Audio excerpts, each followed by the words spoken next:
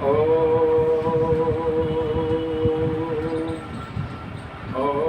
आत्मदा बलुदा यस्य विश्वे उपासते प्रसीसां यस्य देवाय सक्षाय अमृतां यस्य मृत्युः तस्मै देवाय हविषा विधीमहि।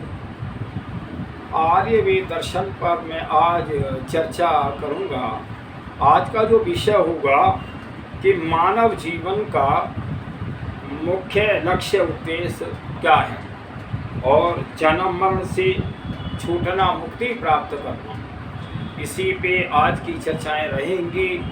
भाई, जो लोग मुक्ति प्राप्त करना चाहते हैं, संसार के बंधनों से छूटना चाहते हैं, तो वेद की शरण में आओ।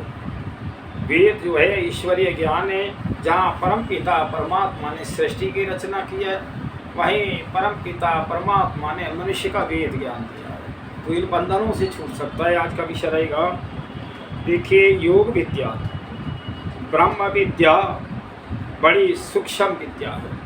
योग की विद्या और ब्रह्म की विद्या, ब्रह्म को समझना बहुत कठिन है। यह मनुष्य जीवन कितना मूल्यवान है।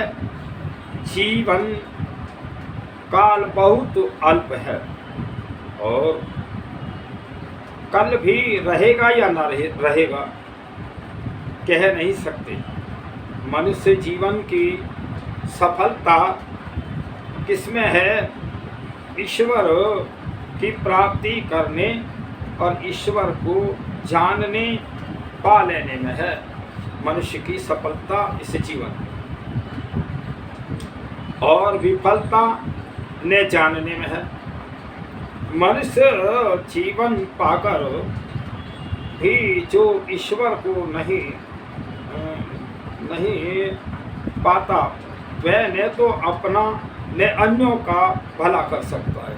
देखिए, इस संसार में भलाई अपनी और दूसरों की वही कर सकता है जो वेद का मार्ग जिसने अपनाया है, जिसने ईश्वर को जाना है, कोई भलाई कर सकता है। जो भी व्यक्ति शुद्ध ज्ञान, शुद्ध कर्म और शुद्ध उपासना अपनाएगा, तो उसका लक्ष्य सदा ईश्वर ही बना रहेगा। जो हम शुद्ध ज्ञान की तरफ जाएं, तो शुद्ध ज्ञान में ईश्वर हर समय विचारों में रहेगा। जब ईश्वर ही लक्ष्य बना रहेगा, तो उसका उत्तम कार्य ही करता रहेगा। ऐसा करते करते एक समय आएगा कि वह अपने परम उद्देश्य ईश्वर की को प्राप्त कर लेगा, और भले ही अब अगले जन्म में हो। ईश्वर बहुत प्रियतम तप, त्याग, परिश्रम करने से प्राप्त होता है। ईश्वर के लिए बहुत तप करना पड़ता है, साधना करनी पड़ती है, तब हम ईश्वर को जान पाते हैं। आज प्रिय सभी ने अपना लक्ष्य लौकिक सुख, 3 ऐसनाओं को और पूर्ण करना बना रखा है। ईश्वर प्राप्ति को आडंबर, छल कपट, झूठ समझते हैं। अपने लौकिक जीवन को रूपांतरित और छोड़कर यहाँ ब्रह्म विद्या सीखें। उत्पन्न हो गए बड़े होकर, और खाते पीते व्यापार करते वृद्ध हो गए, समाप्त हो गए। यह जीवन केवल इतना ही नहीं है। कुछ काल पहले हम में से कोई नहीं था, और कुछ काल बाद कोई नहीं रहेगा। तो यह वर्तमान ही सब कुछ है। क्या खाना पीना, वस्त्र, मकान बनाने से ही सभी कामनाएं पूर्ण हो जाती हैं? हम आत्माएं एक चेतन वस्तु पदार्थ तत्व हैं। आत्मा तो एक तत्व है, चेतन है, निराकार है।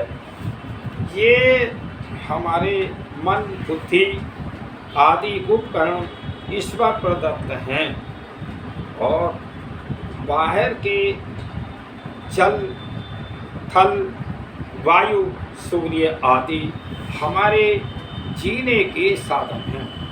तो जो ये 5 अग्नि जल वायु आकाश पृथ्वी ये हमारे जीवन के लिए साधन हैं और हम इन्हीं में उलझे रहते हैं, इन्हीं में जीवन गंवा देते हैं। साधनों का हम से संबंध है, इनको लेकर हम अपने और साध्य के प्राप्त बन सकते हैं, हम सभ्य साधक बन सकते हैं। यह विद्या जीवन में कैसे आए? कोई भी विद्या श्रवण मनन नित्यासन साक्षात्कार की पद्धति से आती है। देखिए विद्या आती है, पहले हम पढ़ें, स्वाध्याय करें, मनन करें और उसका चिंतन करें और लोग विद्वानों से सुने, तब विद्या आती है। योग अभ्यास चित्तवृत्ति निरोध कई अन्य स्थल आकाश पाताल में नहीं परंतु अपने इसी शरीर में अंत स्थल में करता है। तो ये सारे जो हैं हमारा जो हृदय है उसमें सब विचार आते हैं, वहीं हमारे पास ज्ञान है, वहीं ईश्वर भी निकट है, ईश्वर भी है, लेकिन हम जान नहीं पा रहे। हमारी कामना और नित्य आनंद को प्राप्त करने से पूर्ण हो जाएगी। कोई भी कितनी ही दुर्लभ वस्तु को प्राप्त करने पर प्राप्त की जा सकती है, दुर्लभ भी।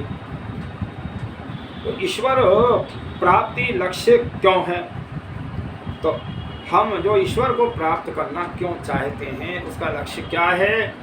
जबकि बहुत कठिन मार्ग है ईश्वर को जानना, क्योंकि इसे प्राप्त किए बिना और मनुष्य की सब कामनाएं पूर्ण नहीं हो पाती हैं। तुम कितना ही भी ये संसार में दौड़ लगा लो, जब तक ईश्वर को न जानोगे, ईश्वर को प्राप्त न करोगे, तो तुम सुख प्राप्त नहीं कर सकते। क्योंकि सब दुखों से छूटना, सर्व आनंद को प्राप्त वह मनुष्य ही क्या पशु पक्षी आदि भी हर प्राणी की इच्छा या लक्ष्य होता है। देखिए जितने भी प्राणी है संसार में सब सुख चाहे। अब बात आती है क्या ये सुख संसार में सुख है? पूर्ण सुख तो परमात्मा के पास है। परमपिता परमात्मा में 3 गुण है, सत्य है, चित है और आनंद है। और हम जो जीवात्मा है, जीवात्मा में 2 गुण है। जीवात्मा सत्य है और नहीं, सत्य है और वो निराकार है, लेकिन आनंद नहीं इसके पास। अब रह जाती है प्रकृति। प्रकृति एक तरह कर्म का साधन है, या हमारे जो आवश्यकताएं की चीज़ें पूरी होती हैं। प्रकृति में भी 3 गुण है, सत्य है, सतोगुण है, रजोगुण है और तमोगुण है। इसी से हमारा कार्य कैसे बनता है? अभी मैंने यज्ञ किया, यज्ञ में मैंने घी सामग्री डाल रहा था, तो उस समय बड़ी सुगंधी आ रही, मुझे भी आ रही और पड़ोसियों को भी आ रही थी। तो लोग कह रहे बड़ा सुंदर यज्ञ, बहुत अच्छा है। और जो अग्नि में मैंने जो पदार्थ डाले घी सामग्री, उनका लाखों करोड़ों गुना हो करके प्रकृति में वायु में वो फैल गया। उससे जो है एक तरह सुगंधी हुई, तो वो मैंने पुण्य कमाया या धर्म कमाया। अब उसी अग्नि में जलती हुई अग्नि में मैं मिर्च डाल दूँ, तो वहाँ ना मैं बैठ सकता, पड़ोसी भी कहेंगे, पड़ोसी भी गाली देंगे, भाई तैने कहेंगे आज ये क्या डाल दिया। तो ये प्रकृति है। प्रकृति को जैसा उपयोग में लाओगे इसका वैसे ही गुण मिलेगा। तो इसलिए हमें जो है ये मनुष्य जीवन मिला है, ये मुक्ति प्राप्ति के लिए मिला है। ये आत्मा तो संसार में आती है और जन्म मरण को प्राप्त होती है। सब जितना कहता है ना, जैसे अब चिड़िया है ना, घोंसला बनाती है और घोंसला बनाती हैं, वृक्षों पर रखती हैं, बरसात आ रही आगे, तो जैसे जैसे वो घोंसला बना के तैयार हुआ और ऐसा तूफान आया, घोंसला ही उड़ गया। इस संसार के लोगों, जो हम रात दिन इस प्रकृति के पदार्थों में लग रहे हैं, इकट्ठा कर रहे हैं, एक दिन ऐसा मौत का तूफान आएगा, सब धरा रह जाएगा, सब घोंसले। यही तो है जिसके लिए हम बेईमानी कर रहे हैं, दूसरों का भी छीन रहे हैं, और हम बड़े धनवान बन रहे हैं, हम बड़े वो बन रहे हैं संपत्ति वाले। अरे तुम इस संपत्ति के मालिक नहीं बन सकते, एक सुई के मालिक भी नहीं हो तुम। भाई अगर तुम सुई के मालिक होते, जो तुमने पदार्थ इकट्ठा किया है वो साथ ले जाते, और जहाँ से जिस घर से आए, जिस उससे आए, वहाँ से भी कुछ लेके आए क्या। एक बात आती है कि जब ये मनुष्य जन्म लेता है ना बच्चा, उस बच्चे की मुट्ठी बंधी हुई होती है, तो और जब जाता है तो खाली हाथ जाता है। इसका एक है कि जो पूर्वादमी कर्म किए थे, वो मुट्ठी में अपने कर्मों को, अब कर्मों का फल लेके वो आत्मा आई है मनुष्य शरीर में, और जब जाती है तो सारा जो उसे एक तरह खाली हाथ जाता है। इसमें एक दृष्टांत बहुत अच्छा है। एक सिकंदर बादशाह, वहाँ सिकंदर बादशाह ने अपने राज का सारा सोना चांदी सब इकट्ठा कर लिया, रुपया पैसा सब। तो उस समय बताओ कि प्रजा को कितना कष्ट हुआ होगा। लेकिन जब वही सिकंदर बादशाह दुनिया से जाता है तो कहता है कि मेरे खाली हाथ जो है वो अर्थी से निकाल देना। और इतना ही नहीं कि उसने 1 टके का, 1 रुपये का एक ऊँट बिकवाना शुरू कर दिया, शहरों में बोली लगाकर, जो 1 रुपया दे 1 ऊँट ले जाए। इस प्रकार एक बच्चा कहने लगा अपनी माँ से, माँ तुम अगर 1 टका 1 रुपया दे दे तो मैं 1 ऊँट ले आऊँ, और ऊँट पे भी हीरे जवाहरात लदेंगे। तो माँ कहने लगी बेटा रुपया तो बादशाह ने नहीं छोड़ा। फिर भी वो बच्चे की जिद पे कहने लगी कि तेरे जो अब्बा जान की कवर है वहाँ में रुपया डाला, तो वहाँ से लिया। बच्चा गया और वो उस कवर में से रुपया निकाल के लाया, तब ऊँट वाले को दिया। तो ऊँट वाले ने पूछा तू कहाँ से रुपया लाया? कि मैं अपने अब्बा जान की कवर में से लाया। तो देखिए उसने कवर खुदवाने का भी आदेश दे दिया, कवरों में से भी रुपया निकलवा लिया। जब वही बादशाह दुनिया से जाता है तो अर्थी से बाहर हाथ निकलवा लेता है, पहले आभास हो जाता है, शरीर पहले बीमार पड़ता है, जब ये काबिल कुछ नहीं होता तो तब ये, तो वो कहता है कि जब मैं जाऊं दुनिया से तो मेरे हाथ बाहर निकाल देना, कि जिससे दुनिया के लोग जान जाएं कि भाई सिकंदर बादशाह कुछ नहीं लेके गए। तो इस संसार के लोगों तुम्हारे खाली हाथ जाएंगे। जो तुमने पाप और पुण्य किए हैं और कर रहे हो, रात दिन हत्याएं कर रहे हो, लूटमार कर रहे हो, बलात्कार कर रहे हो, और बुरे बुरे और कहीं हत्याएं कर रहे हो, मांस खा रहे हो, शराब पी रहे हो, ये तुम्हें तुम्हारे कर्मों का भोग तुम्हें भोगना पड़ेगा। ये शरीर छूटेगा, अगला जन्म मिलेगा जैसे तुम्हारे कर्म। मनुष्य योनि एक सबसे श्रेष्ठ योनि है, जो इसमें आदमी अपने मन की बात भी कह सकता है, सब साधन भी कर सकता है, सुख साधन भी कर सकता है। लेकिन अन्य जो प्राणी हैं, पशु पक्षी हैं, वो बड़े बेचारे कष्ट पा रहे हैं, वो भी परमात्मा के जेल खाने हैं। पीछे में ये भी लोग मनुष्य रहे हैं, इन मनुष्य रूप में जो है इन्होंने गलतियां की हैं, तो परमात्मा ने इन्हें जेल खाने में डाल दिया भोगियों को। तो इस संसार के लोगों उत्तम उत्तम कर्म करो, मनुष्य जन्म पाने के लिए मुक्ति तो बहुत अभी आगे है। तो मैं अभी कह रहा था, परंतु मनुष्य जाति आज अपना विपरीत लक्ष्य बना चुकी है। 5 इंद्रियों के भोगों की प्राप्ति के लिए व्यक्ति सब क्रियाएं कर रहा है। इन्हीं की पूर्ति के लिए भाई का गला भाई काट रहा है, पति पत्नी का, और मुख्य भी धन संपत्ति से आंका जाता है। कैसा जमाना आ गया। और आप यहाँ भाई जो जीवन बदलने के लिए आए थे, यदि आपने और केवल अच्छा सुना वे जाना पर किया वही, तो समझो ईश्वर और ऋषियों की परंपरा को ठुकरा दिया। भाई आप पढ़ते तो हैं, बहुत बड़े बड़े उपदेश देते हैं, लेकिन जीवन को नहीं बदलते तो फिर फायदा क्या। समाज में धन संपत्ति के लिए बुरे से बुरे काम किए जाते हैं और निर्दोष को सरेआम मार दिया जाता है।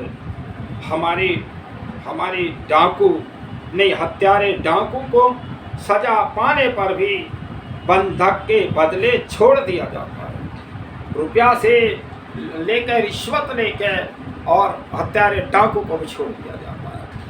और तो भाई मैं तो ये देख रहा हूँ कि आज जो लाखों की नौकरी है और गवर्नमेंट से तनख्वाह भी लेता है, और जितने वकील जज ये बहुत पैसे देते हैं और फिर रिश्वत लेते हैं, बड़े कमाल की बात है। तो इसलिए फिर रिश्वत लेते हैं, कोई काम रिश्वत के बिना नहीं करते। तो ये अपराध है या ये धर्म है? यह न्याय नीति, तुम्हें इसका फल भोगना नहीं पड़ेगा क्या? यह धर्म है, इससे विचार करो। और बुरे से बुरे काम किए जाते हैं और यहाँ हत्यारे डाकू को सजा पाने पर भी और बंधक के बदले छोड़ दिया जाता है। पर हमें ईश्वर, वेद और ऋषियों की आज्ञा का पालन और करना है। मरण जन्म तो होते रहेंगे, होते हैं। संसार अनादि काल से और चला आ रहा है, अनंत काल तक और चलता रहेगा। अपने उल्टे आचार विचार को और बदल डालें। हमें अपने विचारों को बदलना है। जब विचार बदल जाएंगे, शुद्ध पवित्र हो जाएंगे, तो फिर तुम्हें मुक्ति भी मिल जाएगी।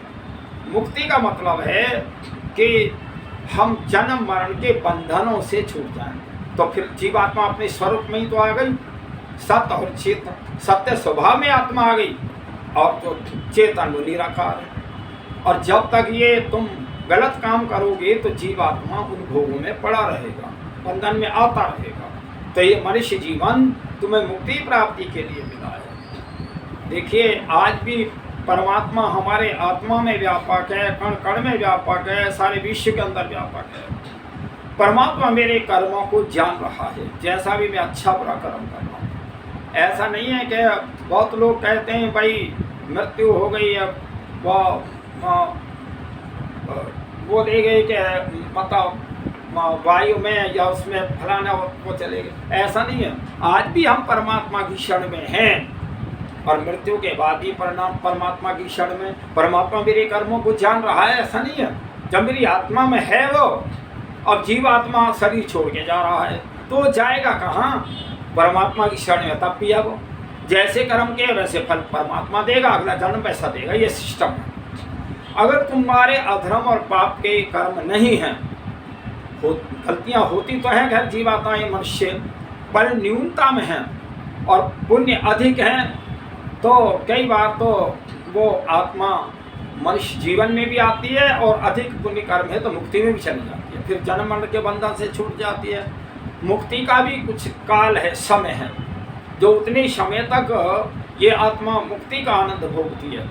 इस सृष्टि की आयु 4,32 करोड़ वर्ष है और इतने दिन रहती है प्रलय। 4,32 करोड़ वर्ष, इतने वो 32,000 बार सृष्टि और प्रलय होती रहेगी। उतनी देर जीवात्मा मुक्ति में आनंद लेता रहेगा, जन्म न मिलेगा। जन्म ही तो दुख का कारण है। कितना ही कोई राजा सही, चक्रवर्ती राजा भी सही, जो मनुष्य योनि में आया तो उसे अवश्य ही पाना पड़ेगा। उसकी चिंताएं, उसकी इच्छाएं उसे परेशान करें। तो इसलिए संसार के लोगों, मनुष्य का जन्म मुक्ति प्राप्ति के लिए मिला है। देखिए, जन्म मरण तो होते रहेंगे, संसार अनादिकाल से चला आ रहा है और अनंत काल तक चलता रहेगा। अपने उल्टे आचरण विचार को बदल डालें तो चरम लक्ष्य ईश्वर प्राप्ति को सदा समक्ष रखें। अपना लक्ष्य होना चाहिए कि मुझे ईश्वर प्राप्त करना है। फिर शुद्ध ज्ञान कर्म उपासना से ही योगी बनकर और ईश साक्षात्कार से नित्य आनंद की प्राप्ति होगी। जब तुम सारा सिस्टम समझ जाओगे दुनिया का, तब तुम्हें ईश्वर की शरण में जाओगे और जो ईश्वर के पास आनंद है ना, वो आनंद तुम्हें भी मिलने लगेगा। जैसे सर्दी में हम अग्नि के पास जाते हैं और अग्नि के पास जाने से जाड़ा निवृत्त हो जाता है, ऐसे ही परम पिता परमात्मा की शरण में जा कर के हम आनंद प्राप्त करते हैं। ये है मुक्ति का आनंद, और वो आनंद हमेशा बना रहता है जो आत्माएं मुक्ति का क्रम तक पहुंच जाती हैं। कोई भी कार्य रुचि के अनुपान से कठिन और सरल होता है। इसमें रुचि वह सरल, जिसमें रुचि नहीं वह कठिन है। जब हम लगन से कोई कार्य करें, मुक्ति के विषय में, मुक्ति के विषय को वेदों को पढ़ें, ऋषि मुनियों की से प्रवचनों को लें, उनसे प्रश्न उत्तर करें तो सरल हो जाएगा। और हम सुनते सुनाते रहें, हाँ हाँ करते रहें और कुछ करें ना, तो फिर कठिन ही रहेगा। इसलिए विचार करो। मनु महाराज कहते हैं, चरित्र निर्माण की शिक्षा लेने इस देश में सारे भूगोल के लोग आते थे, और वह शिक्षा और यह योग विद्या ही है जिससे मानव अपने लक्ष्य को प्राप्त कर सकता है। तो भारतवर्ष तो भाई विश्व का गुरु रहा है, और यहाँ बड़े विदेशी जो है ऋषि मुनियों के सानिध्य में बैठकर और योग साधना सीखते थे। ये ऐसा जो साधना का मुक्ति का विषय है और जानकारी ऐसी भारत के अलावा और अन्य देशों में नजर नहीं आती। तो इसलिए यम नियम, आसन, प्राणायाम, प्रत्याहार, धारणा और ध्यान तथा समाधि, ये 8 योग के अंग हैं। यम नियम और अष्टांग योग की आधार बिंदु हैं। तो ये हमें यम नियमों के द्वारा अपने जीवन को बदलना चाहिए और आत्मा के कर्तव्य को बदलना चाहिए। अब आता है यम। यम 5 हैं जो सार्वभौम महाव्रतम कहलाते हैं। नंबर 1 अहिंसा। देखिए, सारे मुक्ति के विषय चल रहे हैं। अहिंसा शरीर, वाणी, मन से सब काल में समस्त प्राणियों के साथ और वैर भाव, द्वेष भाव छोड़कर और प्रेम पूर्वक व्यवहार करना, इसको कहते हैं अहिंसा। ये अगले सत्य आदि 4 यम और सभी नियम अहिंसा पर आश्रित और उनकी सिद्धि के लिए हैं। अहिंसा का मतलब है हम किसी को कटु वचन भी ना कहें, वाणी से भी ना कहें। कई बार हम हत्याएं भी ये अहिंसा है। और इसमें आया है हम मन से भी किसी के लिए बुरा न सोचें, वाणी से भी किसी का बुरा न सोचें और किसी से वैर भाव भी ना करें। ये जो है प्रथम जो है वो आता है अहिंसा में आता है। और हम कितना, अब इन शब्दों से आप अपने कर्मों की तुलना करें, अपने दिनचर्या की तुलना करें कि भाई मैं कितना किसी, बहुत लोगों की तो ऐसी आदत है बिना गाली के तो बात ही नहीं करते। तो इसलिए हम इन आदतों को सुधारना होगा मुक्ति की तरफ जाने के लिए। दूसरा है सत्य। जैसा देखा, सुना, पढ़ा, अनुमान किया हुआ ज्ञान और मन में है वैसा ही वाणी में बोलना। जो हमने देखा, सुना और है वैसा हम वाणी से बोलें। उसमें मिलावट ना करें, और शरीर से आचरण करना, शरीर से भी हम कोई गलत कार्य ना करें। आवश्यकता होने पर सत्य न बोलना, चुप रहना भी असत्य है। कोई सामने अगर कोई अत्याचार हो रहा है तो हम चुप बैठें, वो भी गलत है, वहाँ भी पाप लगेगा आपको। वहाँ सत्य के द्वारा आप उसकी रक्षा कर सकते हैं। सत्य सब प्राणियों के हित के लिए हो। देखिए, सत्य में एक बात याद आती है,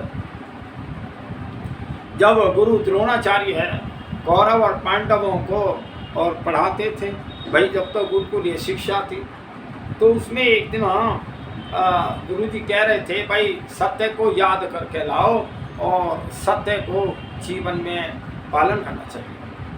तो इस पर जो है, जब सत्य को याद करने के लिए कहा, तो और जब कई जैसे कौरव थे उन्होंने कहा सत्य याद हो गया कि हाँ, और लड़कों से पूछा सत्य याद हो गया, हाँ।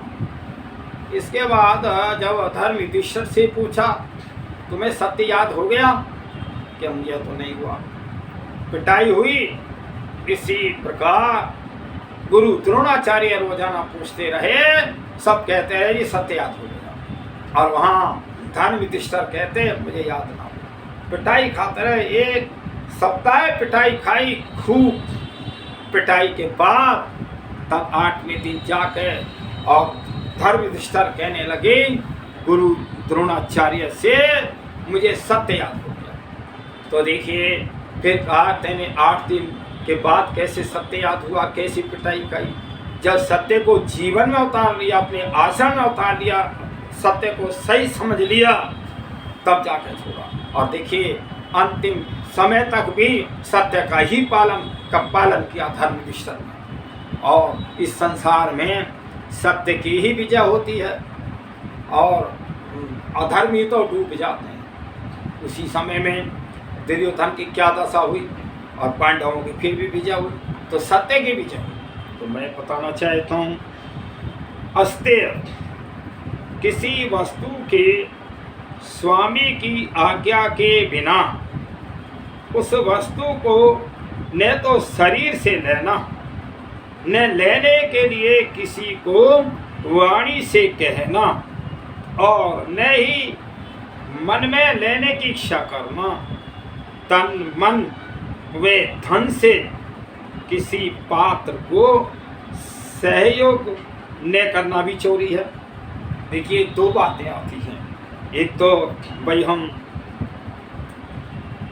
धनवान तो हैं, गरीब की मदद ना करें तब भी हम चोर हैं। इसमें एक बात और आती है कि अगर जहाँ जैसे होता है ना, सौंदर्य होते हैं, फूल वूल लगे होते हैं पार्कों में, तो वहाँ आता है कि अगर हम फूल ही तोड़ने लगे बिना माली की अनुमति, फूल तोड़ना भी पाप है। इस संसार के लोगों, जरा अपने कर्मों को, विचारों को तोलो तो सही। एक बार 6 दिन हो गए महर्षि दयानंद को कुछ खाने के लिए नहीं मिला, तो वो एक बैंगन का खेत था, और स्वामी जी बैंगन के खेत पे बैठ गए, मेड़ पे बैठ गए कि जब इसका मालिक आएगा तो भूख में मैं बैंगन ही खा लूँगा। तो इस प्रकार से वो कहने लगे भैया मैं भूखा हूँ, तो मुझे बैंगन ही दे दे खाने के लिए। उसने कहा, किसान ने, स्वामी जी ये तो आप बैंगन के खेत पे बैठे, आप क्यों भूखे बैठे, आप तो बैंगन तोड़ के खा लेते हैं। लेकिन ऋषि समझते थे कि बिना मालिक की अनुमति के कोई भी चीज़ को ग्रहण करना पाप है। तो इसलिए मुक्ति प्राप्ति के लिए ये सारी बातें अपने जीवन में उतारनी होंगी, सत्य का आचरण करना होगा, तब मुक्ति प्राप्ति होगी। फिर आता है ब्रह्मचर्य। तो ब्रह्मचर्य मन तथा इंद्रियों पर संयम करके वीर्य आदि शारीरिक शक्ति की रक्षा करना, वेद आदि सत्य शास्त्रों को पढ़ना तथा ईश्वर की उपासना करना। तो देखिए, यहाँ सबसे पहले हमारे ऋषियों ने ब्रह्मचर्य को रखा है। ब्रह्मचर्य की जो शक्ति है हमारे शरीर के अंदर, ये बहुत पूरे शरीर को चलाती है, जिसको हम व्यर्थ में नष्ट करते हैं। वैसे ही नष्ट कर रहे हैं। पागलपन में नष्ट कर रहे हैं, और वही छोटे छोटे बच्चे नष्ट कर रहे हैं। जो अपराध हो रहा है, कई कई 4-4 पत्नियां रख रखी है। तो इसलिए तुम मानव हो, कौन हो? मनुष्यता का यही धर्म है क्या? तो इसलिए हमें ब्रह्मचर्य का भी पालन करना चाहिए, शक्ति को नष्ट नहीं करना चाहिए। यहाँ भी ऋषि ध्यान एक बात कहते हैं, देखिए मैं संसार के लोगों समझो जरा। ऋषि ध्यान कहते हैं मूर्ख माली, मूर्ख माली और अपने बीज को अन्यत्र खेत में नहीं बोता। मूर्ख माली अपने बीज को अन्यत्र खेत में नहीं बोता, लेकिन ये मनुष्य अन्य अन्य खेतों में यह बीज डालता फिर रहा। कैसा पागलपन है! क्या इसी को मनुष्य कहते हैं? यही मनुष्य का धर्म है, इसीलिए मनुष्य जीवन मिला है। क्या ऐसे कर्मों से मुक्ति मिल जाएगी तुम्हें? भोग योनियों में ही जन्म होगा आगे। तो इसलिए या तो इन आदतों को बदलो, नहीं तो भोग योनियों में ही जन्म होगा। फिर जो किए हुए आज के कर्म हैं उन्हें फिर भोगो, परमात्मा अवश्य दंड देगा। फिर आता है अपरिग्रह, हानिकारक एवं अनावश्यक वस्तुओं का तथा हानिकारक एवं अनावश्यक विचारों का संग्रह न कर। बेकार के विचारें दिमाग में ना रखें, और बेकार के जो है हम अनावश्यक वस्तुओं का भंडार भी ना करें। अभी मैं कल पढ़ रहा था बहुत, भाई गैस का लोगों ने स्टॉक कर रखे, ब्लैक से बेच रहे हैं। क्या यही धर्म है? कहीं जो अनाज के भंडार लग रहे हैं और कहीं जो है भूखे मर रहे हैं लोग। क्या यही मानवता है? इसी को जो है ये कहते हैं कि भाई ये मानव धर्म है। तो इसलिए विचार करो, तो मुक्ति कैसे मिलेगी? जब तक तुम इन कर्मों में अपने को परिवर्तन नहीं करोगे। ये मैं सारा मुक्ति का ही साधन बता रहा हूँ, तो इसलिए तब मुक्ति मिलेगी। फिर आता है जाति, देश, काल और समय की सीमा से रहित सब अवस्थाओं में अनुष्ठान किए जाने वाले उपयोग यम महावत माने गए हैं।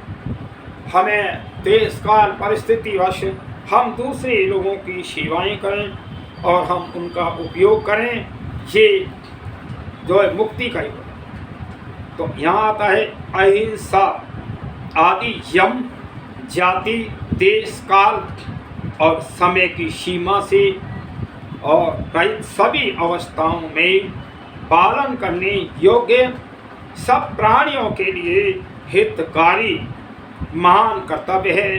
अर्थात सब मनुष्यों के साथ इन यमों का पालन करने से मनुष्य का जीवन महान बनता है। जो अभी मैं यम नियम और आसन प्रत्याहार धारणा ध्यान इनकी समाधि के लिए जो कह रहा था, तो जो इन नियमों का अपनाओगे वही जो है ये तुम मुक्ति की तरफ जाओगे। मुक्ति किसी बाबा के आशीर्वाद से, किसी मुल्ला मौलवी के आशीर्वाद से जन्नत या मुक्ति नहीं मिल सकती, तुम्हारे कर्मों से मिलेगी। कर्म तो तुम्हारे हैं नरक में जाने के, और आशा कर रहे हो तुम मुक्ति की है। तो इसलिए ऐसा नहीं हो सकता। परमात्मा तुम्हारे जो मन के विचार हैं उनको भी जानता है। यहाँ तक ऋषि नहीं कहते हैं कि जो हमारे आँख है ना, आँख के पलक होते हैं वो झपकते हैं, हम ऊपर नीचे करते हैं, उसकी गति को भी परमात्मा जानता है। वो परमात्मा की ही उसमें है। अब आता है नियम भी 5 प्रकार के। हमें इन नियमों का पालन करना चाहिए जब मुक्ति प्राप्त होगी। तो देखिए यमों के अनुष्ठान के साथ नियमों का पालन योग अभ्यासी को अपने लक्ष्य की ओर बढ़ाता है, किंतु यमों के बिना नियमों का पालन करना प्राय दिखावा और मात्र होने से पतन का कारण ही हो सकता है। आज देखते हैं संसार में बहुत सारी सभाएं लगे पड़े, साधु पड़े महाराज और बड़े बड़े वो बाल रखा करके, तिलक छापा लगा करके और गले में दुशाला डाल करके बड़े तपस्वी बनते हैं और कर्म लोगों को उल्टे सीधे रास्ते बताते हैं। क्या ये इनको जो मुक्ति मिलेगी? इनको ऐसे जो लोगों को ठगते हैं, बहकाते हैं, वेद के विरुद्ध बोलते हैं, नरक में जाएंगे। मुक्ति तो मुक्ति, नरक मिलेगा इनको। इसलिए विचार करो कि हमें भाई इसमें ये सभी उसमें ईसाइयों में भी खूब झूठ बोलते हैं, मुसलमानों में खूब झूठ बोलते हैं, मुसलमानों में खुद खुले जो है वो शिक्षा ही दी जाती है हत्या करने की है। भाई मदरसे हैं और जितने भी ये मदरसे हैं और जितने पढ़ाई के इनमें केवल यही पढ़ाया जाता है नफरत और वो कि भी जो मुसलमान नहीं है वो काफिर है उसको कत्ल कर दे। क्या ये शिक्षा हुई? इनसे ही वो तुम्हें जन्नत मिलेगी क्या? ऐसे कर्मों से है दोजख मिलेगा? है विचार करो। कहीं बिना वैसे कपड़े और भाई कैसे कैसे दूषित कर्म हैं, क्या ये इन कर्मों से मिलेगा? भाई 4 बीवियाँ।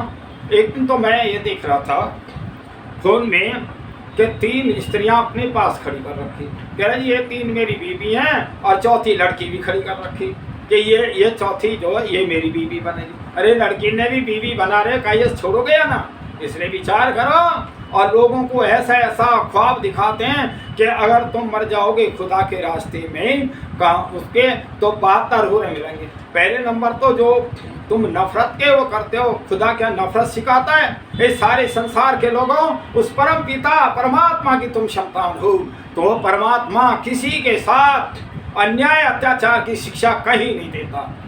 तो इसलिए ये केवल मनगढ़ंत लोगों ने और बिना यही लग गया कि जनसंख्या बढ़ाओ देश पे काम। अरे जनसंख्या बढ़ जाएगी, अगर ऐसे ही लोग होंगे धर्म न जानेंगे तो वैसे मरेंगे, फिर विनाश होगा। विनाश तो होना ही है।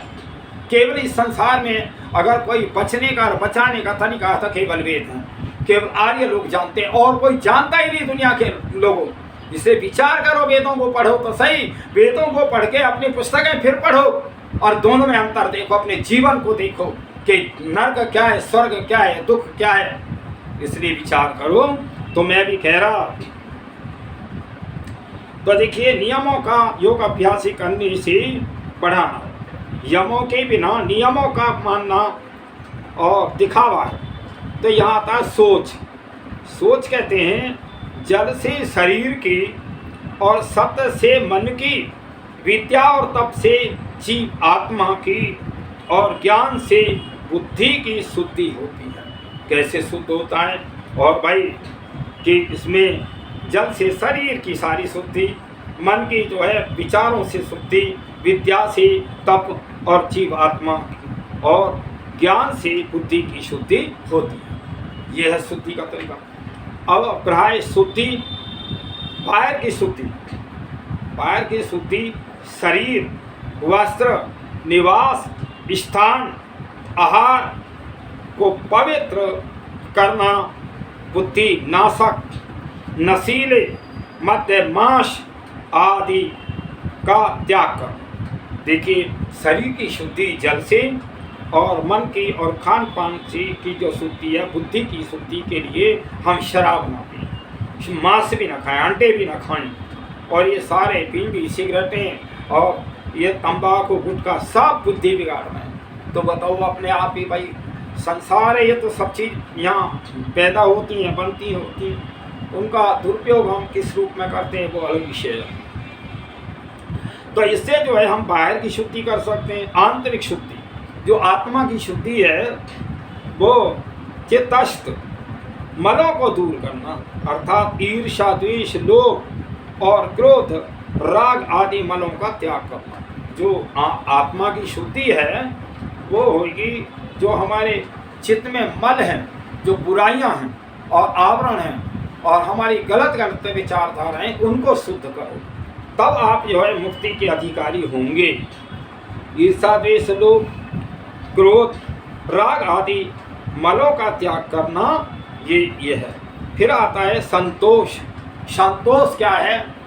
संतोष में यथाशक्ति ज्ञान योग्यता अनुसार उत्तम कर्मों को करना और उसको प्राप्त फल से अधिक की इच्छा न करना। इससे लोभ आदि की वृत्तियाँ दुख नहीं देती हैं। संतोष पालन से प्राप्त सुख सर्वश्रेष्ठ होता है। तो जो हम जितनी मेहनत से परिश्रम से जो धन में मिल जाए, अधिक की इच्छा ना करें।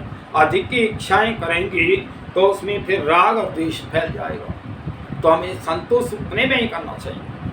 जो तो बल्कि मैं तो ये कहता हूँ जो मजदूर अपनी मजदूरी से पेट भरता है ना, उसका जो धन शुद्ध है, उसकी कमाई शुद्ध है, उसकी आत्मा शुद्ध है, उसका मन भी शुद्ध रहता है। उसका और जो लूट खसोट में लगे रहते हैं रात दिन, रिश्वत को लेना, कहीं और जो है किसी अनर्थ कार्यों से धन प्राप्त करना, तो उनकी आत्मा में तो सुख नहीं मिलेगा। तो इसलिए हमारी जो कमाई भी हो, धन भी हो, वो पुरुषार्थ का हो, बेकार का धन ना हो।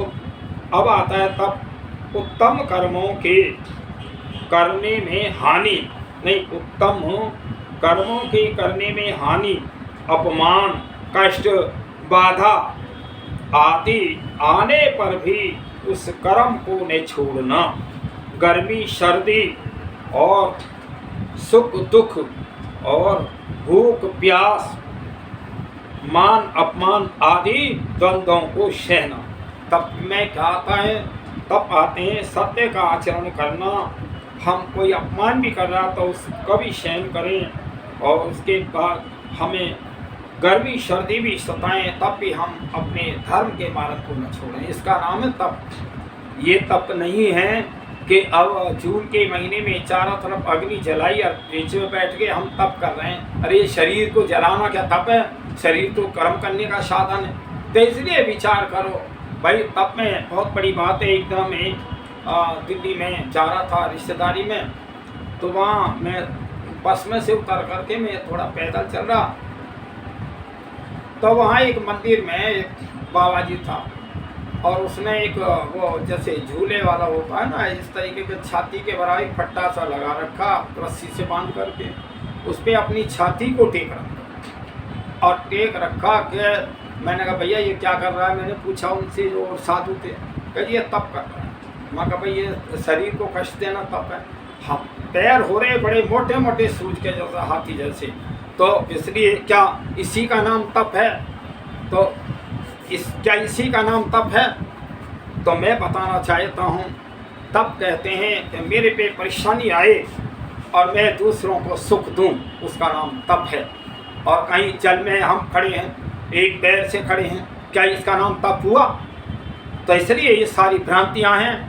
तप तो जो है पुरुषार्थ से की हुई, और उनसे और उससे हम अपना जीवन निर्वाह करें, कठिनता से अपना धन कमा करके, और उसको सही कामों में लगाएं, वो तप है। अब आता है स्वाध्याय। स्वाध्याय किसको कहते हैं? मोक्ष प्राप्ति का उद्देश्य करने वाले और वेद आदि सत्य शास्त्रों का अध्ययन, ओंकार आदि पवित्र मंत्रों का जप करना। स्वाध्याय जो उसको कहते हैं, जो मोक्ष प्राप्ति के लिए उपाय करना, और वेद आदि शास्त्रों का पढ़ना, और परमात्मा का चिंतन करना, और पवित्र मंत्रों का जाप करना, उसको कहते हैं स्वाध्याय। अब आता है ईश्वर प्राणिधान।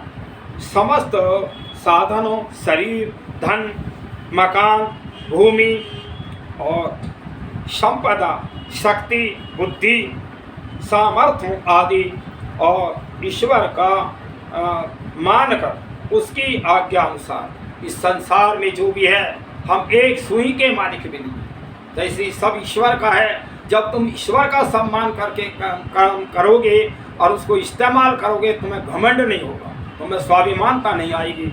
इसलिए जितना भी है बहुत अच्छा ये प्राणी धाम का आया है, ईश्वर प्राणी धाम।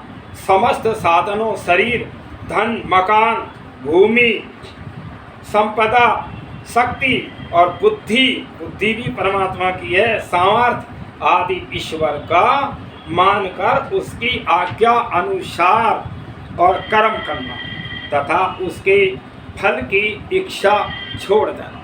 हम फल की इच्छा ना करें, क्योंकि अगर हम किसी चीज़ के लालच से करेंगे, फल की इच्छा से, तो उसमें गलती हो जाएगी। क्यों? फल पे ही ध्यान रहेगा। जब फल की इच्छा होगी, अरे इसमें क्या लाभ है भाई, इससे कुछ मिल तो रहा ही नहीं है, वो धर्म के कार्य को भी छोड़ देगा। तो इसलिए हम फल की इच्छा न करके और जीवन मुक्त होना। तो जीवन मुक्त योगी वह सैया व आसन पर स्थिर हो जाए, मार्ग में जा रहा हो, वह ईश्वर प्राणी धाम द्वारा स्वाध्याय करता है।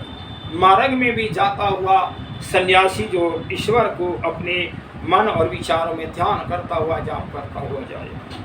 फिर आता है प्राणिधाम स्वरूप में ही स्थित होता है, उसके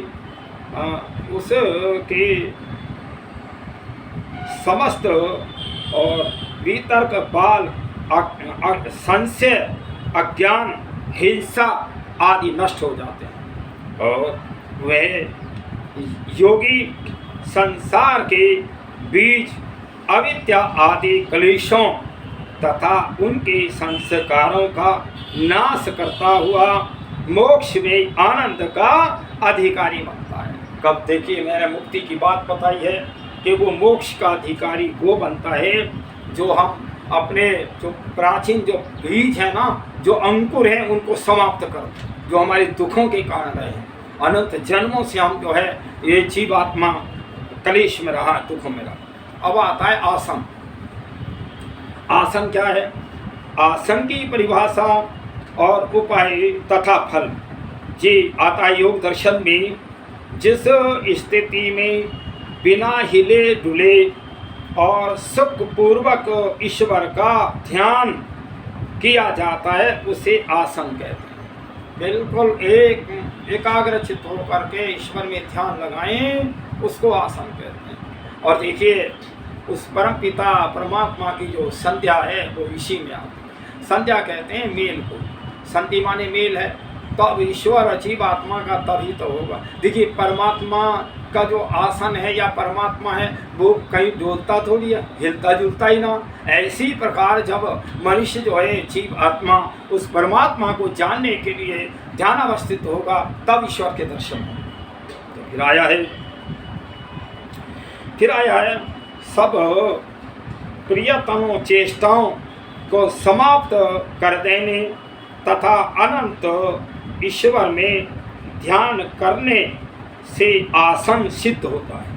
आसन सिद्ध जब है जहाँ हमारा परमात्मा में ध्यान सिद्ध है, कहीं हम और विचार आने ना आए, उस समय में आसन में बैठे हुए केवल हम ईश्वर ही दिखाई दे और कोई संसार का मन और विचार कहीं न जाए मन में।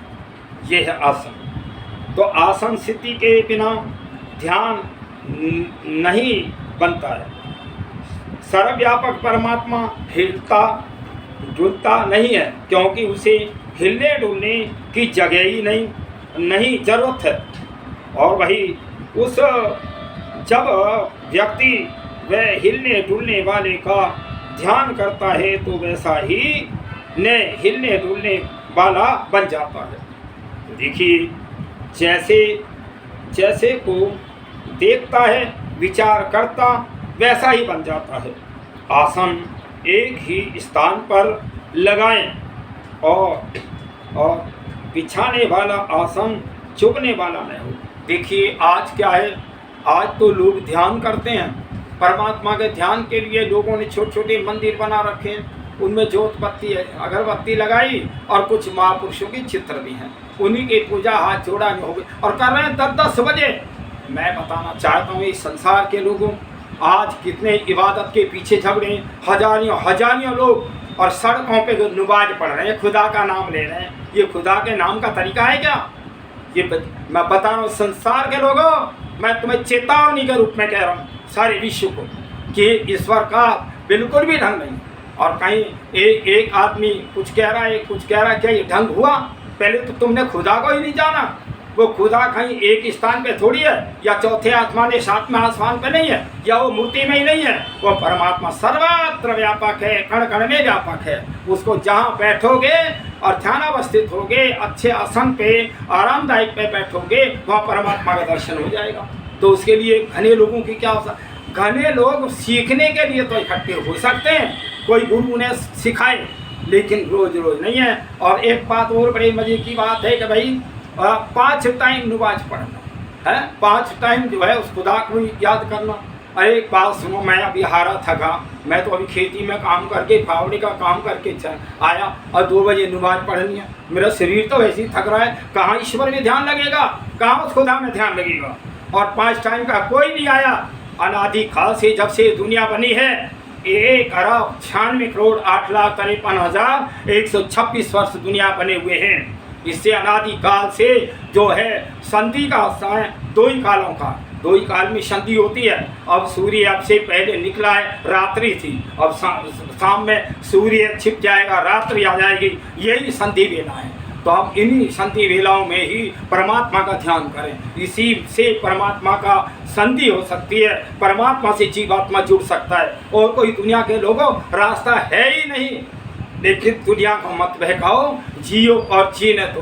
धर्म के रास्ते पे नहीं जानते तो बोलो भी मत, नहीं धर्म नहीं जानते तो ये दिखाओ भी मत। मैं कह रहा हूँ तो इसलिए संसार के लोगों, तुम जो है भाई इस दुनिया को माने 1,96,08,53,126 वर्ष में। अब मैं ये बताना चाहता हूँ, देखिए राम को 1,81,81,00,000 और 49,070 वर्ष में, महाभारत काल के 52 वर्ष में, और श्री कृष्ण भी उसी उसके हैं। उसके पश्चात जो ये भागवत है, पुराण है, ये भी महाभारत काल के बाद का है, लगभग 52 वर्ष। इसके पश्चात में जो मूर्ति पूजा चली है ये 3500 वर्ष जैन मत से चली है। इसके पश्चात जो ईसाई मत है 2026 वर्ष। इससे पहले कोई दुनिया का ईसाई नहीं था, कोई नाम ही नहीं था। और इसके बाद 1450 वर्ष मुस्लिम मत, 1000 वर्ष हिंदू नाम, 550 वर्ष सिख मत। मैं बताना चाहे दुनिया वाला, जरा तुम पीछे लौटो तो सही, तुम्हारे दादा परदादा कौन थे? अरे तुम्हारे दादा परदादा ऋषि मुनि थे, तुम्हारे दादा परदादा आर्य थे। ये सबसे पहले उत्पत्ति में आर्यों की उत्पत्ति हुई है। तो इसलिए हमें तुम आर्यों की बात को मानना चाहिए। किसी कारण से तुम भटक गए, किसी कारण से तुम अपने घर से निकल गए, मैं घोषणा पूर्वक कहता हूँ विश्व के लोगों, जिस घर से निकले हो तुम वापिस आ जाओ। तुम आर्य बनो, ऋषियों की संतान हो, आर्यों की संतान हो, भटको मत। तुम जो है मुक्ति प्राप्त तभी कर सकते हो जब तुम आर्य बनोगे, वेदों को पढ़ोगे, और कोई दुनिया के लिए रास्ता ही नहीं है जो तुम मुक्ति प्राप्त कर लो। क्योंकि वेद का ज्ञान, ईश्वरीय ज्ञान, जीवात्मा के लिए ज्ञान केवल वेदों में है। तो इसलिए मुक्ति प्राप्त करनी है तो आप वेदों को पढ़ो। वेदों के अलावा तुम्हें कहीं मुक्ति नहीं मिल सकती, वेद में ही मुक्ति का ज्ञान है। तो फिर ईश्वर का सीधे मंत्रों का उच्चारण करें, और आप जो है रहित पुरुष, मैं अल्पीयच हूँ और परमात्मा को स्वतंत्र फल भोगने में परतंत्र है। मैं एक तरह मैं अल्पीयच हूँ, परमात्मा से प्रार्थना करो, हे प्रभु मैं अल्पीयच हूँ, तुम पूर्ण ज्ञानी हो, मैं अज्ञानी हूँ, तुम मुझे ज्ञान दो। तो देखिए परमात्मा के, अब मैं परमात्मा का वो बताना चाहता हूँ। ईश्वर न्यायकारी है, दयालु है, अजन्मा है, अनंत है, निर्विकार, अनादि, अनुपम, सर्वाधार, सर्वेश्वर है, सर्वव्यापक है, सर्व अंतर्यामी, अजर, अमर, अभय, नित्य, पवित्र और सृष्टि करता है। हमें उसी की उपासना करनी चाहिए। इन नियमों को जानो तो सही है। जो कह रहे हैं कि वो खुदा यूँ कह रहा है कि भाई वो जो काफिर है उनको कत्लेआम कर दो। अरे वो खुदा है कौन है? अरे वो केवल मनुष्य है, मनुष्य की वाणी है, ये खुदा की वाणी है ही नहीं। परमात्मा सबका कल्याण करना चाहता, सबका सब हितकारी है, उसी ने दुनिया बनाई है, उसी के हम सब भेजे हुए हैं। प्रत्येक प्राणी जो हम सब भाई भाई हैं, हमें वैर भाव त्याग करके प्रेम भाव से रहना चाहिए इस संसार में। जब एक दूसरे की भलाई करोगे, अच्छे कर्म करोगे और वेदों पे चलोगे, यज्ञ हवन करोगे, एक दूसरे की सेवा करोगे, तब तुम मुक्ति प्राप्त कर सकते हो। और कोई ऐसा रास्ता ही नहीं है, ना कोई बाबा ऐसा आशीर्वाद दे सकता कि तेरी मुक्ति होगी, ना कोई मुल्ला मौलवी दे सकता। इसलिए तुम्हारे कर्मों से मुक्ति मिलेगी, और तुम्हारे कर्मों से ही तुम्हें जन्नत मिलेगी, दोजख मिलेगी, नरक मिलेगा। तो इसलिए विचार करूं कि हमें मुक्ति कैसे मिलेगी। आज मैंने मुक्ति प्राप्ति का विषय रखा था। आज का जो विषय था कि मानव जीवन का मुख्य लक्ष्य जो जन्म मरण से छूटना, मुक्ति प्राप्त करना। तो ये सारे कर्म मैंने जितनी देर मैंने बताया है, देखिए आप जो है आज भी दर्शन को सुना करें। मेरी आज 240 वीडियो हो गई, तो 240 में सारी जो एक बिल्कुल सृष्टि क्रम के अनुकूल है और परमात्मा के अनुकूल और सारी जीव आत्मा के अनुकूल हैं। कहीं भी कोई आज तक कोई मेरी वीडियो में कमी नहीं बताई है। तो इसलिए मैं बताना चाहता हूँ, जो ये मेरी वीडियो है, जो तुम्हारे मित्र हैं, अपने रिश्तेदार हैं, भाई बंधु हैं, उनमें मेरी ज़्यादा से ज़्यादा मेरी वीडियो को जो है आप लाइक किया करें। तो देखिए आप बहुत कल्याण के पथ पे हैं, आप भी बहुत कल्याण कर रहे हैं। ऐसा नहीं है कि भाई कोई आदमी पढ़ के ही मुक्ति प्राप्त करे, कोई सुन के भी कर सकता है। और सुन के भी जितना मैंने सुना, जितना मैंने जाना, उस वेद के प्रचार को मैं आगे बढ़ाऊं और अच्छे कर्म को जो है करूं, सबको ज्ञान दूं, तो वास्तव में ये मुक्ति का कर्म है और विश्व में शांति आएगी। दुनिया में और कोई मार्ग है ही नहीं, यही मुक्ति का मैंने आज मार्ग बताया है। तो देखिए सारे संसार के लोगों, तो मेरी वीडियो सारे विश्व में जाती हैं, सारी विश्व में मेरी वीडियो को सुना करें और अन्य को जो है लाइक भी कर दिया करें, जिससे ज़्यादा से ज़्यादा धर्म का प्रचार बढ़े। मेरा अपना कोई वीडियो बनाने में कोई अपना उद्देश्य नहीं है, कोई ना लोभ है ना लालच है। मैं तो संसार का उपकार करना चाहता हूँ, संसार की भलाई करना चाहता हूँ, ये मेरा मुख्य उद्देश्य है। मैं आज से 5-7 साल पहले मेरे मन में एक विचार आया कि तूने 85 वर्ष वेदों को पढ़ा और तू मर जाएगा तो सब तेरा ज्ञान चला जाएगा, इसलिए तू जो ज्ञान को जो है प्रसारित कर। तब मेरे मन में आया, तब मैंने जो वीडियो बनानी प्रारंभ करी। तो मैं ये सभी दुनिया वालों को परमपिता परमात्मा से प्रार्थना करता हूँ, हे प्रभु आप सभी की आत्मा में व्यापक हैं, सभी को आप ज्ञान दो, बुद्धि दो, बल दो, शक्ति दो। सब जो ये आत्माएं जो आज संसार में दुख और कलेश पा रही हैं और दुख पा रही हैं, हे प्रभु आप इनका उद्धार करें, इन्हें मुक्ति की तरफ ले जाएं, इनको मुक्ति का ज्ञान दें। हे परमपिता परमात्मा, मैं आपसे ये प्रार्थना करता हूँ, मेरी प्रार्थना आप स्वीकार करो, स्वीकार करो, स्वीकार करो। ओम शांति।